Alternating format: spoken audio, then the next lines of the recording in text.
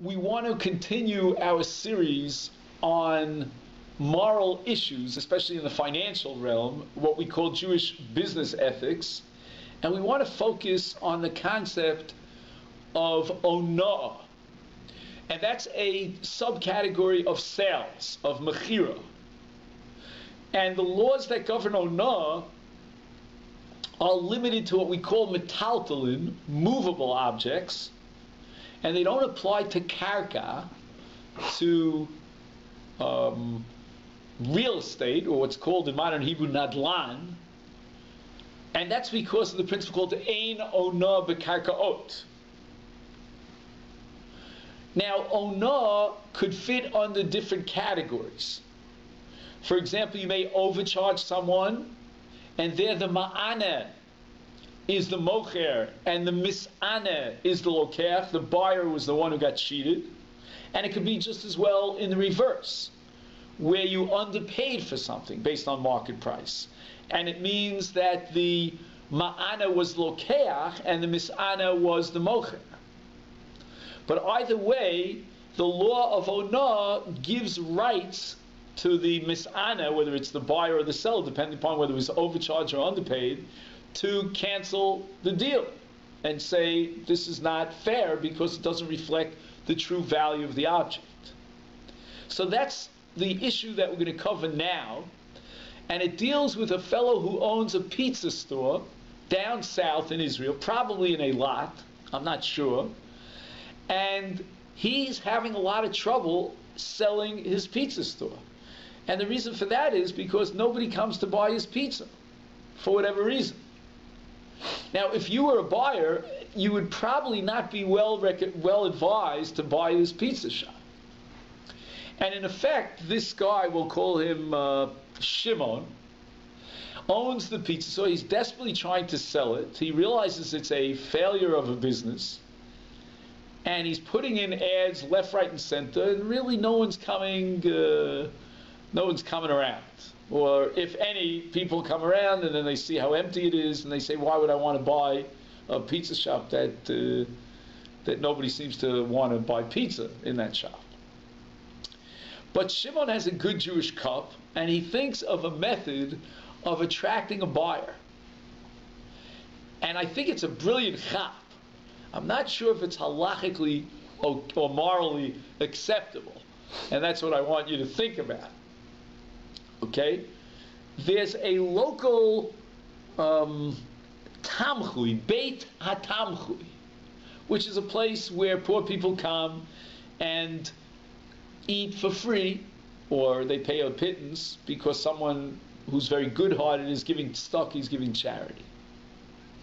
So Shimon decides to come and visit this Beit HaTamchui and make an announcement inviting all the poor people that come to visit the Beit HaTamchui to come eat 3 meals on such and such a day for free at his shop. Again, the deal is that you have to come for all 3 meals. The aniyim, the poor people, are very excited about it. And a day before they come, on the arranged day, he puts up posters and advertises all over, anywhere you can think of, to come on that day. And sure enough, one potential buyer, he reads about the ad and decides, it's not a big deal for him. He's not sure if he wants to buy the place, but let's just see what it looks like. And sure enough, he comes that morning, and the place is bustling. People are there, the place is full to capacity. All right, he thinks maybe breakfast time, it's a fluke. He comes lunchtime, and then he comes supper time. And he says to himself, I got to chop this. This is a mitzvah, what we call. This is a good buy. And he sits down with the seller, and sure enough, they strike up a deal, they write up a contract, and that everything is signed and sealed. The only problem is that the buyer comes into the pizza shop the very next morning, excited, waiting to see the place flooded with people, and lo and behold, as you can well imagine, nobody comes around. So he does a little research, and he asks around, and he finds out exactly what went on. that basically the entire setup was a false representation of what this pizza shop was all about. And therefore, he says, he wants out. And this is what you call a classical case of onah, in which, in this case, the buyer was cheated and he purchased something. So what's your gut feeling? Can he void the sale? Well, obviously, if I'm asking, I don't want you to give me your gut feeling because I'm trying to trip you up. But do you remember what we said at the outset? That the parsha of onah applies to what kind of objects? Personal property. Movable. Movable. That's the key word. Metaltal. But we have a principle of ein onah b'karkos. That there is no onah with regard to real estate. And therefore, Shimon claims, look, I sold you a piece of karka. Karka refers not just to the land, but to the buildings that are attached to the land. In this case, the pizza shop. And therefore, you have no claim. He's not just selling him the land, he's selling him the goodwill of the pizza shop. The revenue stream, or the anticipated revenue stream. Again, so he overcharged him. You know, the pizza shop is not worth 10, it's worth 5. Or whatever it's worth. I'm just throwing out numbers. That comes down to onah. Again, all the factors that play into determining the value of something, at the end of the day, reflect themselves exactly in that, in the price and the market value. That there is no. I can take a piece of karka that's worth 1,000 and sell it to you for 2,000. And if you find out that you were cheated in the case of karka, you have no recourse, because the Jewish law is ein onah b'karkos. The Torah says kisonu ishes amisecha, and the Gemara says that we're talking about something that's given miyad liyad, which is movable, which is metaltal, not karka. Now, I'm not saying that Shimon doesn't deserve to be tarred and feathered on a moral level, on a religious level, for misrepresenting his pizza shop in order to attract, to entice the buyer to buy. But as far as the sale is concerned, it should be absolutely valid. And now I want you to put this page for a moment on the side, although take a look on the bottom of your page and you'll see one line up before the bottom that Choshen Mishpat Simon Reish Chav Zayin Sif Chav Tes Ein Onah B'Karkos. And therefore it would seem that even though the owner of the shop, of this restaurant or this pizza shop, sold him karka by misleading him with a price that doesn't at all reflect its true value, nevertheless, the sale is valid.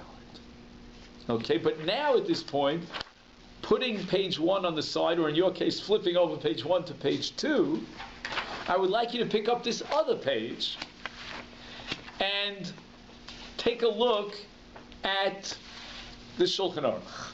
So if that was a painting instead, there were 1,000 people looking at the painting, so then you would say it's onah, and then... Correct. The sale would be totally null and void. That painting is worth a fraction of what the buyer paid for it. Right. And therefore, assuming again it's more than a shtus, then it would be bittul mekach. However, take a look at the Shulchan Aruch. The first siman, which we said before, Reish Chav Zayin, is clear. Elu dvarim she'ein lehem onah, that have no onah, and on the list is avodim, which are always equated to karka. So if I overcharge you for an eved, you have no recourse to break up the sale. Vakarkos, and that's what's relevant for us. There are other categories where the onah doesn't. Afilu machar shava elef b'dinar. In other words, even if I underpaid you, because it was really worth 1,000, I paid you 1 single dinar. Or on the flip side, shava dinar be'elef.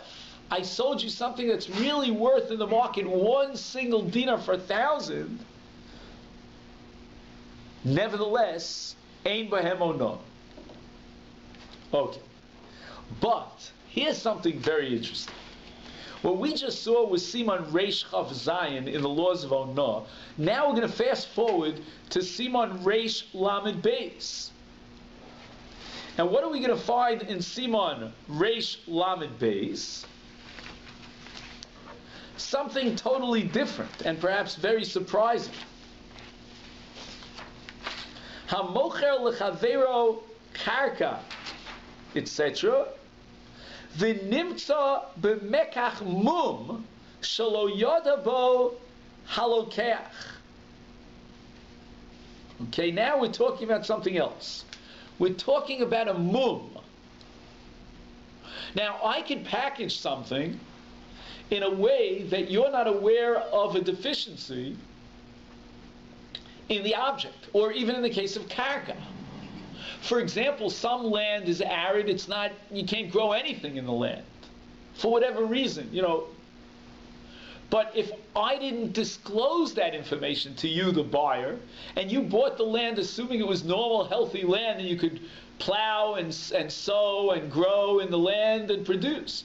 Now, lo and behold, you find out that it's completely, what's the opposite of fertile? It's Arid. It's completely arid, okay? That's called a mum. Shelo yada ba'al lokeach. Again, if Lokeach knew about the mum and then he went ahead and he bought it anyway, but now he claims, well, I overpaid you, he has no recourse. But here, if he finds out, lo and behold, that there's a mum and he didn't know about it, Machziro, says the Mechaber, he can return it, afilu yachar kama shonim. It may take him a few years until he discovers and convinces himself that this has a mum. And why can he return it? Shezeh mekach tos. In other words, if you take the two comments of the Shulchan Aruch, the first in Reish Chav Zayin, the second in Reish Lamed Beis, basically you have here two different dinim. You have one din called onah, which means overcharged or overpaid, and you have another din called mekach tos, which means that you were fooled and you didn't get what you bargained for.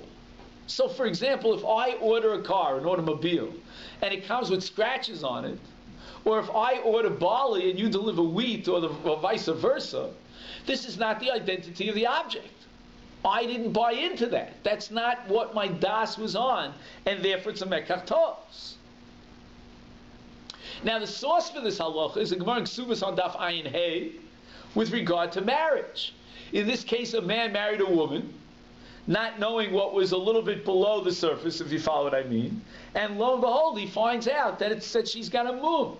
So if it's a mum golui, it's something that anyone can see, it's on her face, for example, then eino yochel liton, he could have no claim.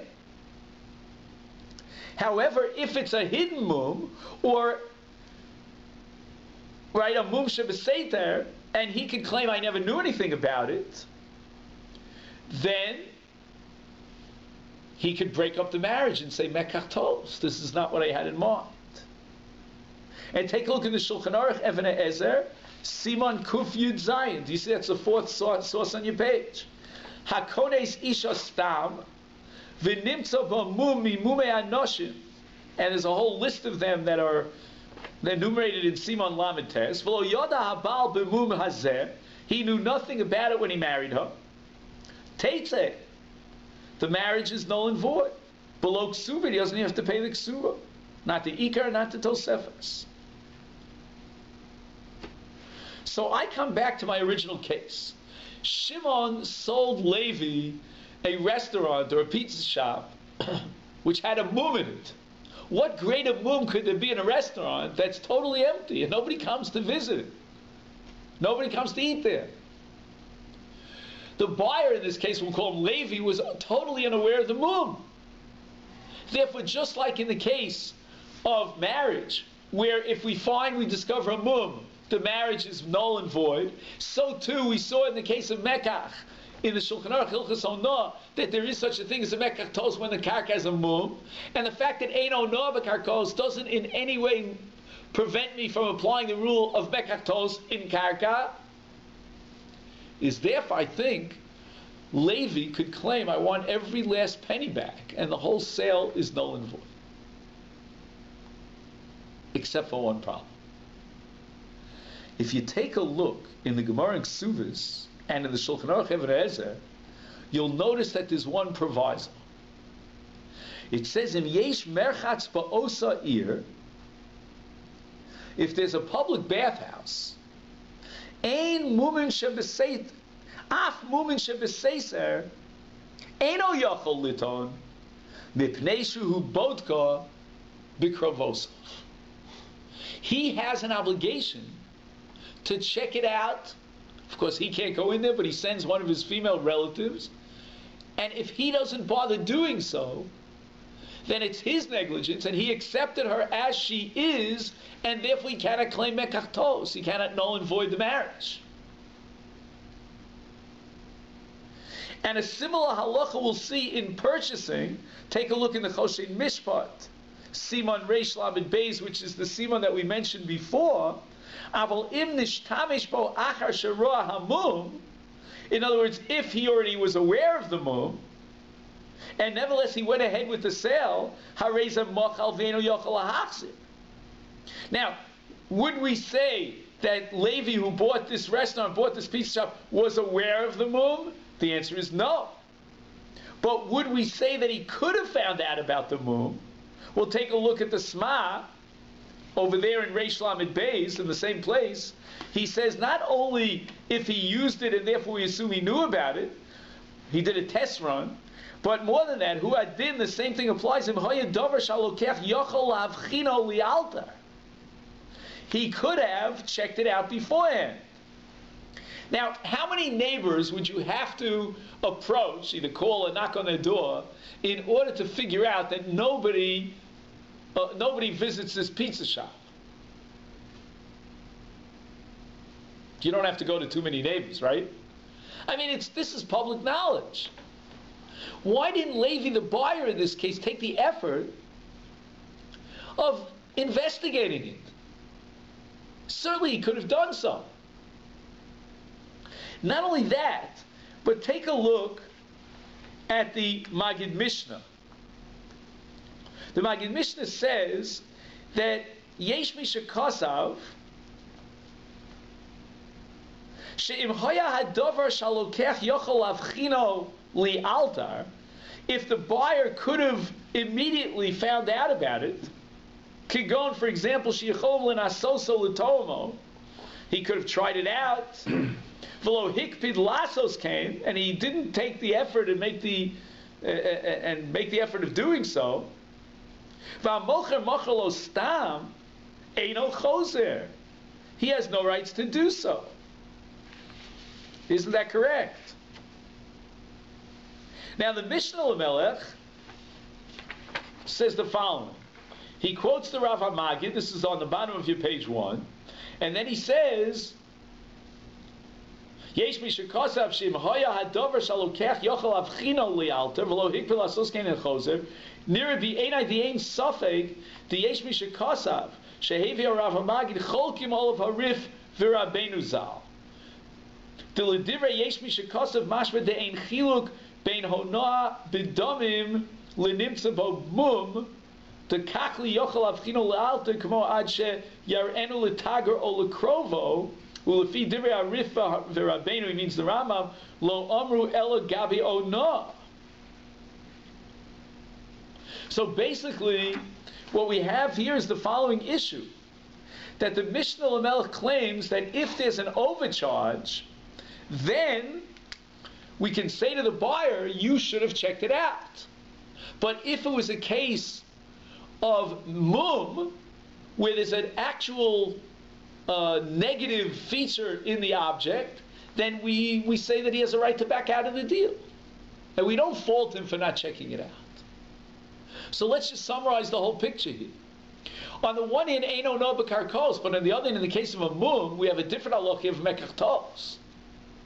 Can the buyer in this case flex the muscle of mekachtos and say there's a mum here? This is a store which is a Baal Mum. It's not functional. It's not a very good, lucrative business. And the answer is, I think he does have a claim to Mum. But on the other hand, the flip side of it is, sometimes the Mum is a Mum Shebegolui. It's a Mum that anyone could find out about it. And he had the wherewithal of investigating, and he didn't do so. In fact, you might even suggest that he could have gone to a, how do you say in English, a roeh cheshbon, to a control, not a controller, who does your tax returns for you? An accountant. An accountant. He could have gone to the accountant and checked out the records and see what kind of income this owner of the restaurant is getting from the restaurant. I mean, that's a pretty simple thing. I would assume that anyone who enters into a serious real estate deal, and especially if he's purchasing a store, should at least check the books, check the records. And therefore, unless I accept the Mishnah of El Chiddush, that with regard to mum we don't fault the guy and so forth and so on, but certainly in the case of Kiddushin we do fault. Maybe Kiddushin is different. Maybe in the case of marriage, a person really wants to marry this girl.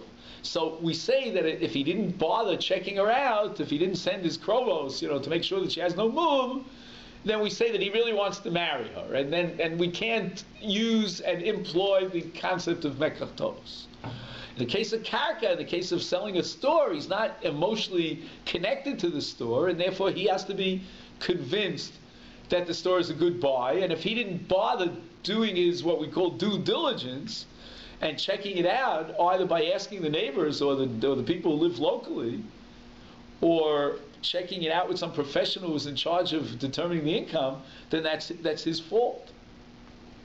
And therefore, I don't know if he can claim mekach tos in this case. So that's one question. Now, if you take a look on page 2 of the description, here's another case of a sale that was a little bit iffy, to say the least. And what was the case here? It was a case where an individual comes into a store to purchase wine because he's hosting a Sheva Brachos, and he takes 2 bottles of very, very expensive wine, very good wine, and he comes to the cashier, and to his surprise, after putting a substantial sum of money, figuring it must cost, let's say, 100 shekel each bottle, the mocher, the seller, says to him, he's an elderly Jew, he says to him, every bottle is 18 shekel. So the buyer says, how is that possible? 18 shekel for a vintage wine? Golan wines, from the year 2005, I don't know, whatever it is. So once again, he hears a very surprising answer. There is a sale, a special sale of wine bottles and of this sort, and we're selling it for 18 shekel each bottle. At the Sheva Brachos, when he offers these 2 bottles of wine, the people are elated. It's wonderful. And the Balabayas, I guess boasting or whatever, he says, you should know, I paid 18 shekel a bottle. And his wife says to him, how is that possible? He says, well, there's a special deal on this bottle of wine. And she says to him, you get yourself over there and buy 20 bottles. So sure enough, the next morning, he comes to the store, bright and early, as soon as they open, and he buys a whole bunch of bottles. Let's see exactly how many. We'll get the mathematics here. Okay? He buys, 20 bottles. So 20 times 18, at $18 a bottle is 360, correct? So he offers the seller 360 shekel. Now, notice there's a younger man now at the kupa, and he says, I'm sorry, but these bottles cost a lot more than what you paid. So for 360 shekel, I can sell you 6 bottles. So he says, I don't understand. I'm paying you at 18 shekel a bottle. Isn't there a special deal, a special offer? So the seller says, what are you talking about? It's 60 shekel each bottle. And after he tells him what happened yesterday, he says, listen, I own this store. My elderly father was filling in for me. And sometimes, from time to time, he gets a little bit of Alzheimer's, lo aleinu. and he made a mistake. There is a deal on bottles of wine, but not this one. This is a very expensive wine. And not only that, the mocher then adds the following sentence: I demand that you make up the difference in price for the 2 bottles of wine that you took yesterday. So the buyer says, how could I have even entertained that there was a mistake? I trusted the seller. I mean, he's your seller, in this case your father. It was circumstances beyond my control. There was no reason that you could fault me for buying these wines. And the wines are already gone. We've already consumed them. Now, again, if you're moving back to this page, we have an interesting Gemara in Masechta Ksuvos. And the Gemara says on Daf Lamed Daled Amud Beis, Hiniach lehem aviem para she'ula. What happened was that their father passed away, and he bequeathed to them a cow, and nobody knew amongst the Yarshim that this cow was actually borrowed, and it didn't belong to their father. And what happened? Tavchua v'yachlua. They slaughtered the cow and they ate it. And lo and behold, the true owner shows up and he says, where's my cow? Once again, they didn't do it deliberately. In fact, you can call them honest because they weren't at all aware of the fact that it was not theirs. What do you do in such case? Now, normally we apply a principle of Adam Muad Liolam. If I damage you, I have to pay for that damage. And here, certainly, they damaged him. They took that fellow's cow and they slaughtered it and ate it. So the Gemara says, in such a case, we come up with this sort of a compromise. What's the compromise? Mishalmim Dmei Basar Bizol. Now, if I'm not mistaken, again, correct me if I'm wrong, there's a retail value. Right? That, let's say, if you have a middleman, he gets it for much cheaper, correct? Is that called retail? Did I get that right? Or is that wholesale? That's wholesale. Oh, that's wholesale. Sorry. Wholesale. So that's probably what Dmei Basar Bizol means. You don't have to pay the full price. Rashi works out the mathematics over here. And I think what it comes out to, if you convert it into percentages, is, let me just see if I can get this.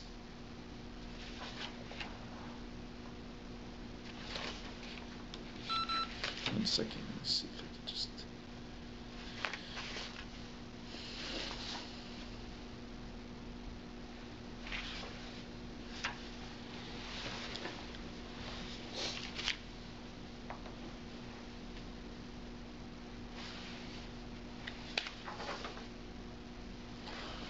Oh.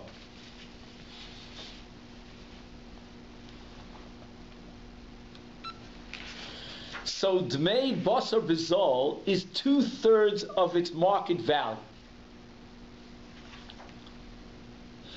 So what's the principle over here? Even though Adam Muad Liolam, when a person damages something, biyadayim, actively, he's responsible. However, in the case of ones, where circumstances beyond his control, there's no way that he could have anticipated that what he was damaging is not his to be had. He thought he was eating that which was his. So the halacha operates with this middle of the road. On the one hand, he has to pay for the benefit that he has. That he can't get away with, because certainly he took someone else's object and he enjoyed it, he consumed it. He has to pay for that hana, not as a mazik. Not because, as far as mazik is concerned, we can neutralize his responsibility as a mazik because he was anus. But what he does have to pay for is the benefit that he got. But here too, we want to make it easy on him. So instead of paying the retail value, the market value, he pays the wholesale value, which is 2/3 of the amount.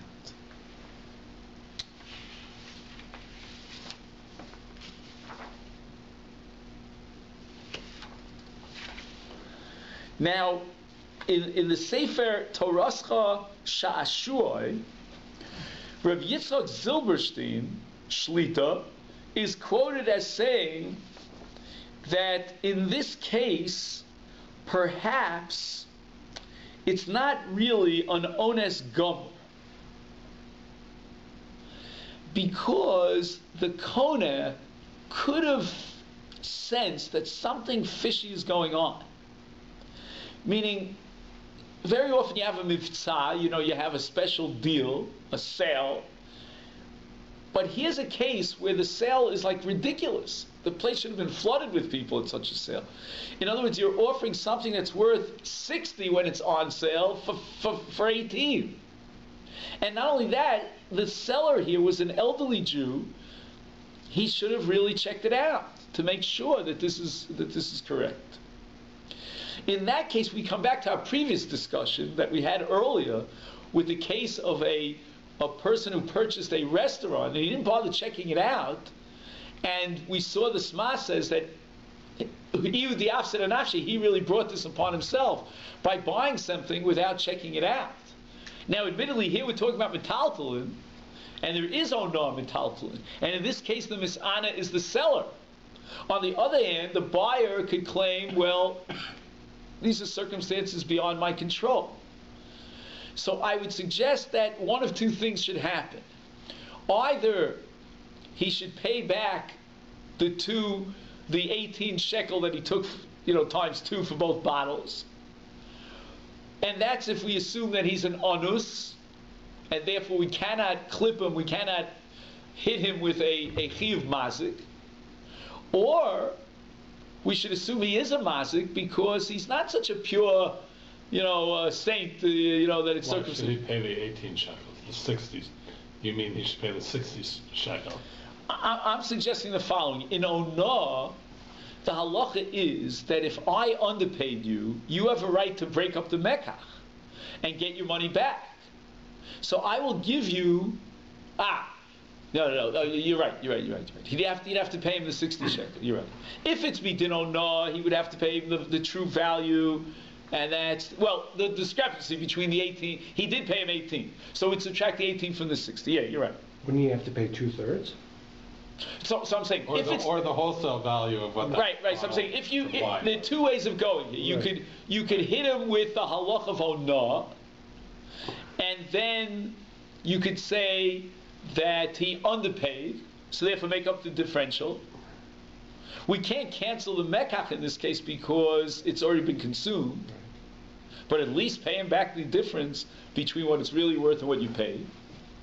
So then he would pay 18 minus 60. Take away 18 from 60. That would be midin onah. The only question is, can we be more harsh with him and have him pay as a mazik, or do we say he's onus? If he's a mazik, he should pay the full 60. If on the other, minus the 18 because he paid him the 18. If on the other hand we want to suggest that he's an onus, then you should at least pay masha nenes on a wholesale price value, which we said is 2/3 of 60. Now, I would like to offer case number 3 to your attention, and I don't have it. Maybe you could look on over there. I don't, and we can look on together here. Here's the case of number 3, and the case is the following: a father gives a gift to his son, 100 shekel note.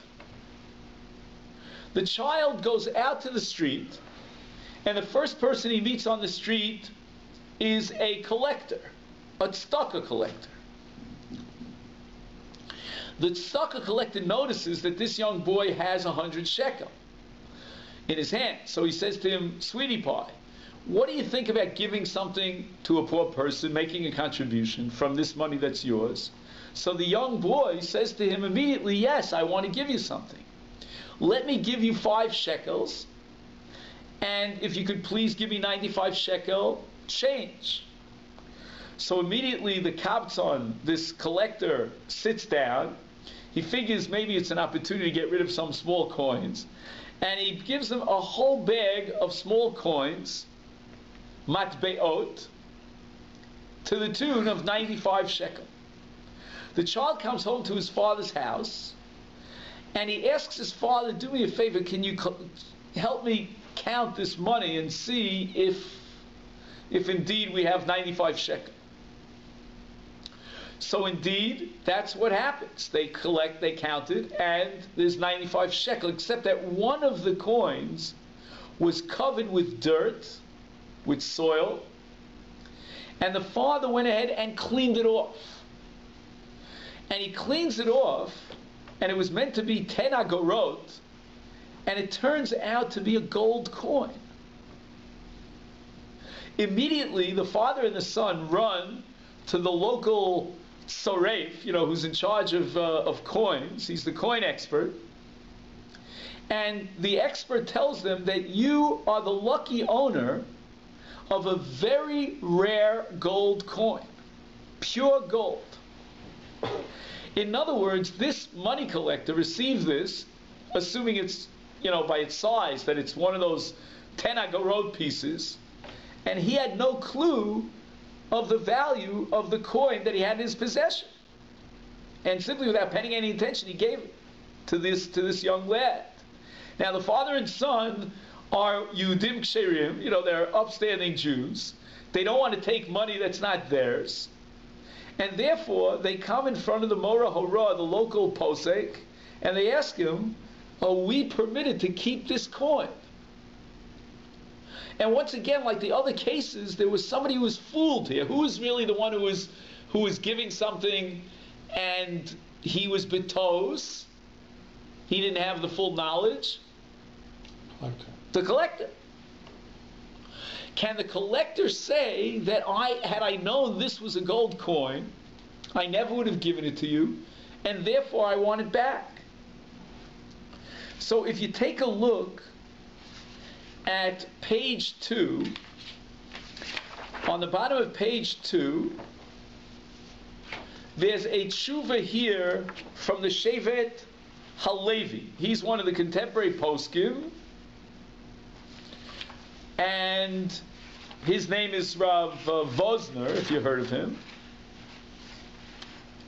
And he has a similar case, perhaps similar but different. The case is where a seller of antique books purchases from a bookstore. The bookstore is sort of like they buy books, they sell books in great volume, and he purchases an ancient book. He looks in the book before he buys it, and he discovers that there's a very valuable signature in the book from one of the greats of the 1700s, the Chidah, if you've ever heard of the Chidah, Azulai. And so he pays for it a cheap price and puts it up for sale the very next day for a very high price. And the word gets out into the community that there's a book up for sale with the original signature of the Chidah in it. Everybody wants to bid for this book. It's something that probably comes up once in a century. Now, the seller, who, as I told you, had this store, finds out, he hears about it, and he says, wait a minute, is this coincidental? Just yesterday I sold a book of this sort. He comes running and he finds out, lo and behold, this is the book he sold just yesterday. And he looks at the signature, he didn't know about the signature. It's exactly equivalent to the case of the collector who's holding on to something and he doesn't know its value, and he gives it away for peanuts. Can I void such a sale? Now, what's your gut reaction? I mean, again, I'm asking you for your intuitive sense. No. He can't. Why not? I thought the opposite, but go ahead. Because he could have done his due diligence. He could have looked at it. He just neglected to do so.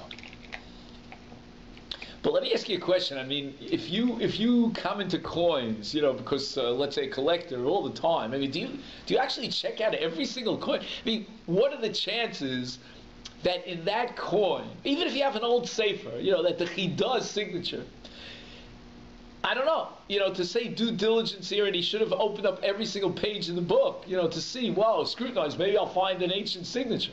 Or alternatively, in the case of the collector, to say that he should have uncovered every coin, maybe yes, maybe no. I thought for sure, under the law of toes, in other words, I never would have sold you this at a cheap price if I knew its value. Now take a look in the Shevet HaLevi, and if you see in the second paragraph, he quotes a Ramah in Simon Reish Lamed Beis. This Ramah is very famous,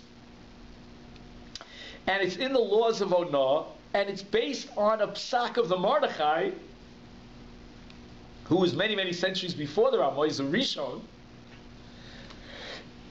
And in order to understand this Ramah, we have to introduce the word sarsur. A sarsur is a broker who buys and sells. He buys things, en masse, and sells them. And the Ramah says the following. He says, Imkana hasarsur, you'll see that on the bottom of page 2.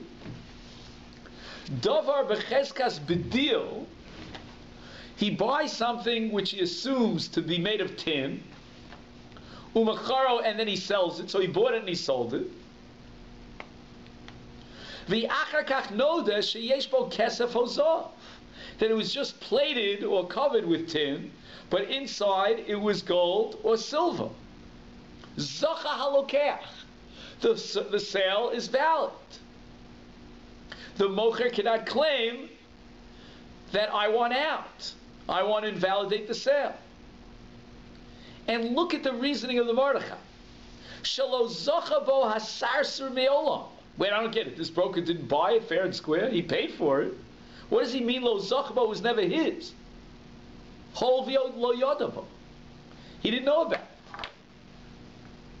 In other words, if I come into something which I assume is X, I don't mean its value right now, just its identity, and it turns out that it's Y, it has a totally different identity, then I bought X, unaware of Y, and therefore I never purchased it to begin with.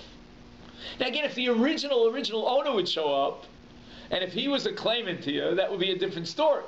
But all we have in front of us is the person who bought the object and the person to whom he sold the object. He, the broker, sold the object not knowing what he had. Says the Mordechai, he never acquired ownership on that object. And therefore, it's not his to sell. I mean, he could sell it as an object made of tin, because that he owns, but the increment in value between Bedil and Zav is not his to sell.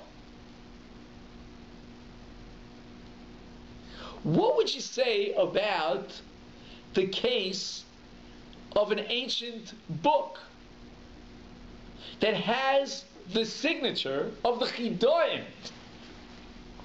Is that not exactly equivalent to the case of something that looks like Bedil and it turns out to be Zav? So here Rav Vosner has a big chiddush, and he wants to say that in the case of a book,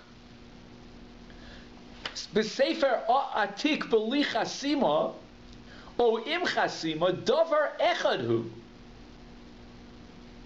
v'niskaven liknos hasefer sheyesh bo chasima atik yomin v'alidei shekana hasefer kana gam hachasima shebesefer al kein libi note shatzedik b'zeh mocher v'yochel itvaz chuso al ilui hasefer al yidei chasima. Unbelievable chiddush in the Shevet HaLevi. He says that a book is a book is a book. It's not a new object, despite the fact that it has a signature, and that the signature is also part of the book. And therefore the broker, the original buyer who now sold it, owns not only the book, but he owns the signature. And therefore he can demand its value. And if unbeknown to him, the object was worth that much more, and therefore he didn't charge the buyer that extra. Now he can come back and claim no. So let's just summarize. Can I, if I'm a broker, a middleman, and I sell you an object, and lo and behold, it's worth a lot more than when I charged you for it, to my surprise, it had this element which I didn't know about, can I claim, oh no, you underpaid me? And the answer is, in the Shevet Levi's perspective, it all depends, it's contingent on one and only one question. Is the difference between A and B the same as the difference between one object and another object? Bedil and Zahav in the Mordechai are two different objects, and they certainly are.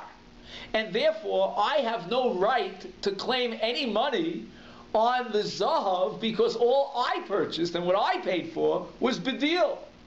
I never paid the original owner for Zahav because he himself didn't know it was Zahav. So the increment between Bedil and Zahav was never mine. I never paid for it. I never knew about it. I never acquired ownership on it. I never paid for it. It's not mine. I can't claim that value. Says the Shevet HaLevi, if we apply that logic to the case of an old book, the signature on the old book doesn't change the fact that it's an old book. The physical identity of the book is the same. Now let's get back to our case of the collector. Now you mentioned the due diligence, but let's see it from the perspective of a broker. Meaning the collector gets money and gives it away, right? He gives it away as change and so forth, or he buys things with it. He really is in the same state as the sarsur. But what did he acquire? Did he acquire that gold coin? In his mind, what was he getting? He was getting 10 agorot. A gold coin, I think, is a whole different object. So even if you want to claim, and you accept the Shevet HaLevi's point, that the difference between an old book with a signature and an old book without a signature is not significant enough, it's not dramatic enough to say, well, these are two different objects, it always remains a sefer as a sefer. But the difference between 10 agorot made of I don't know, tin or whatever, copper, whatever it's made of, and a pure gold coin are two different objects. The identity itself changes. And paradoxically, because of this radical change, the seller, who's the broker, has no claim to this object. And therefore, I think the father and the son could go home and celebrate. They lucked out. And with all due respect to the collector, and I feel for his cause, he really has no financial claim according to halacha, based on the fact that the Ramah accepts the Mordechai. Because the Ramah says, in the case of, let's go over it one more time, a claim of Onah in a sarsur from Bedil, which he sold as Bedil, but it turned out to be Kesef Hazav, the Lokeach, the buyer, is his lucky day. He won the sweepstakes. And why? Because the seller, the broker, the sarsur, never acquired ownership on the kesef.